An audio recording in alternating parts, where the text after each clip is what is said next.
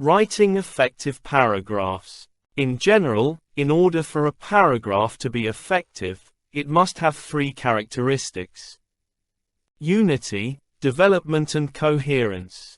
Unity. The first characteristic of an effective paragraph is unity, which means that all sentences in the paragraph explain, develop, and support a central idea in some way.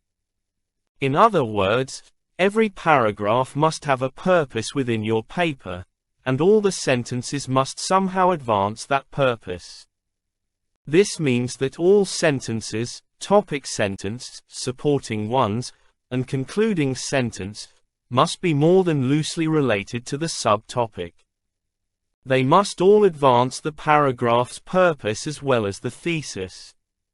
Why should you aim for a unified paragraph?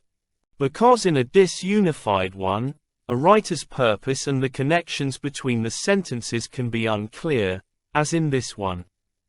1. Firstly, the Olympic Games provide an outlet for competition. 2. Friendly competition among many countries occurs around the world. 3. Regardless of each country's financial situation, the competition is in the field of sports and not in politics. 4. It provides to people who have trained very hard a form or basis of comparison to others around the world, giving these competitors the opportunity to find out if they are the very best. 5. Also, along with providing an outlet for competition, the Olympic Games creates a sense of nationalism. 6. Nationalist pride is always a component of the Olympics, each country having its representatives. 6. The Olympics unifies a country, giving its citizens something in common, a victory, that brings them together. 7. For example, the acquisition of a gold medal or a number of gold medals can be a source of national pride. Adapted from a student paper, used with permission.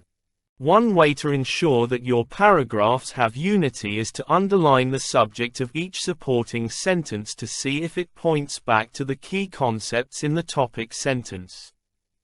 In the topic sentence about the mountain people, for example, you might have sentences that begin, Turnbull's word choice is more informal, or, the author's level of language. In each case, the subject-noun group relates to one of the main concepts in the topic sentence. If all of your sentence subjects develop one of the key concepts, chances are that you have a unified paragraph. If they don't, you have probably digressed from your original purpose and must recast some sentences to get back on track.